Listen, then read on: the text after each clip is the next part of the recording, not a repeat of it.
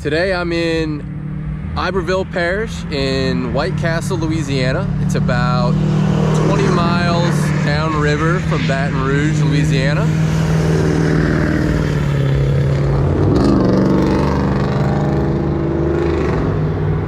Wait for these trucks to pass.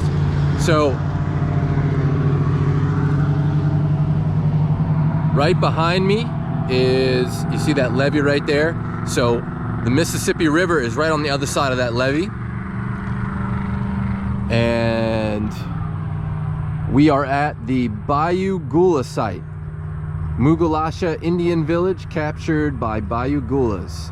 In 1699, Bienville here found Tonty's letter of 1686 to LaSalle. It also says Father Paul Deroux built first chapel in Louisiana near this village in 1700. And right over here you can see the new chapel, which was built over 100 years later, after Father Paul Deroux built the first village, or first chapel here in this village. So all of this land at one point in time was the village of the Bayou Goula Indians. And the reason I'm here today is because this is a really cool piece of knife history. And what I've been uncovering is the story of the couteau bûcheron, sorry. I'm gonna walk across the street here and just show you the river.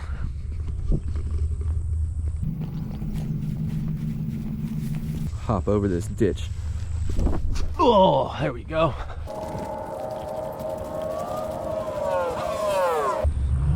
So if you see beyond this little waterway here, beyond the trees right there is the Mississippi River. So in 1682, Henri Tonty and LaSalle took off from the Illinois country and headed down the river. And what they were trying to do is discover the mouth of the Mississippi River, where it emptied into the Gulf of Mexico.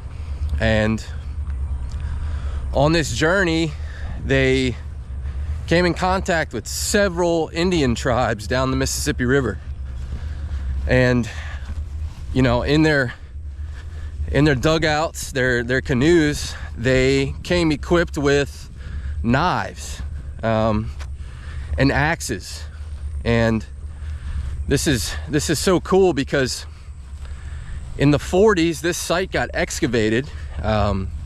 The Louisiana Historical and Archaeological Association started excavation in, I believe it was 1940. And for a couple of years, they dug up this site and they found a ton of metal tools, to include the couteau bûcheron and several axes. So rewind a little bit. So when Henri Tonty and LaSalle made this trip down, they didn't come in contact with any Indians here. It wasn't until 17 years later, in 1699, when Iberville actually came upriver. He left from Mobile Bay and he came upriver and actually came in contact with the Bayou Goula Indians here. And he was actually the first person to actually meet the Bayou Goulas here. Let me hop back over this ditch. Walk back over here to the church. So yeah, like I said, in 1699, Iberville came upriver, and around February of 1699, he would gift a couple of axes and knives to the Bayou Goula Indians. So all of this land you see here now, some homes built on this property, some farmland back there.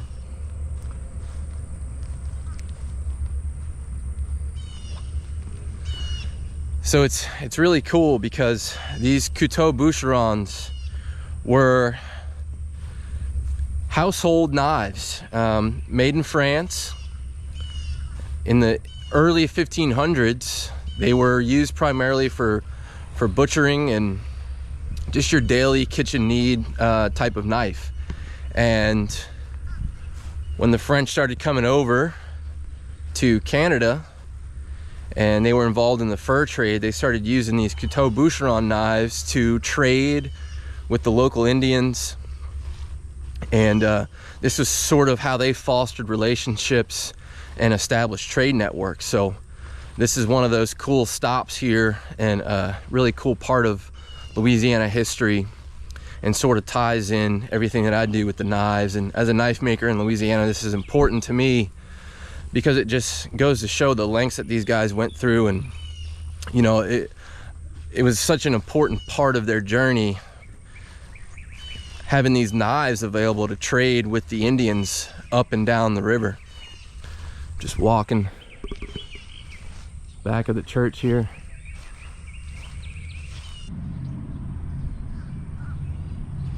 So history suggests that between 1699 and 758, the Bayou Goula site was occupied by the Bayou Goula, the Mugalasha. They were also called the Quinapisa. They were also some Akalapisa, Tau, Tensaw, and Homa Indians, all on these lands. In 1699, the Bayou Goula and the Mugalasha lived together in one village. In 1700, the Bayou Goula attacked the Mugalasha, killing some and driving others from the village. The Bayou Goula site was occupied here from at least 1699 to 1739. There is one possible other site that was not excavated. So all of the knives I'm going to show you here shortly from the excavation report were found on this land. There is one other spot down the river a little bit in, I believe, the town of Vacherie, and we're about to head down there to see more about the Bayou Goulas. We're heading to Vacherie, buddy. Can you say Vacherie? Vacherie!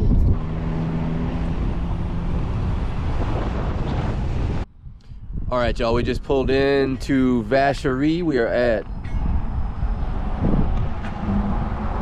B&C Seafood Riverside Market.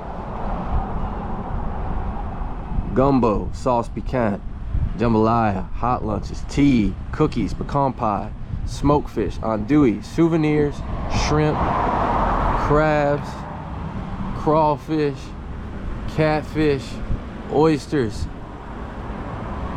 turtle, alligator, garfish, and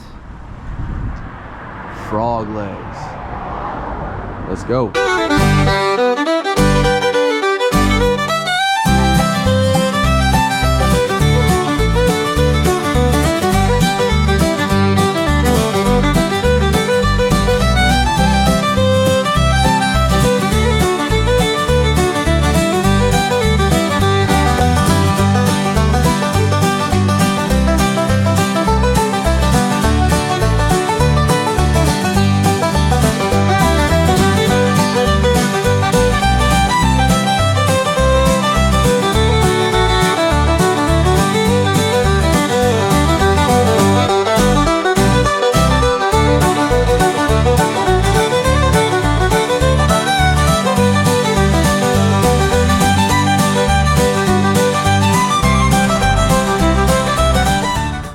We're here in Vacherie. We just ate a delicious lunch at that little seafood spot you saw us at. Had some gumbo, some boudin balls, some potato salad, and I'm standing outside of this old plantation here. And you know, when I was looking for the other site, the Bayou Goula site that we were just at, I came across this one as well. So this is a Vacherie sign. We are in Vacherie, right along the Mississippi River, and it says here, the Bayou Goula Village, 1713, settled by Canadians and French, later by Germans, Acadians, Spaniards. Here in 1730, Governor Perrier organized expedition against Natchez Indians Early cattle raising center. French records referred to area as Tabascana. Yeah, so there was a lot of conflict going on and a lot of battles and wars going on between the Bayou Goulas and the Mugalashas and all these other tribes upriver. So at some point they came downriver and settled somewhere along the banks of the Mississippi in this area. And I don't know if this site was ever excavated or if knives were found here, but 100% at the other spot knives were found, and it's just a cool little piece of knife history. So I just wanted to share this other spot here because I think it's important to point out that the Bayou Goulas also settled downriver from our original spot we were just at.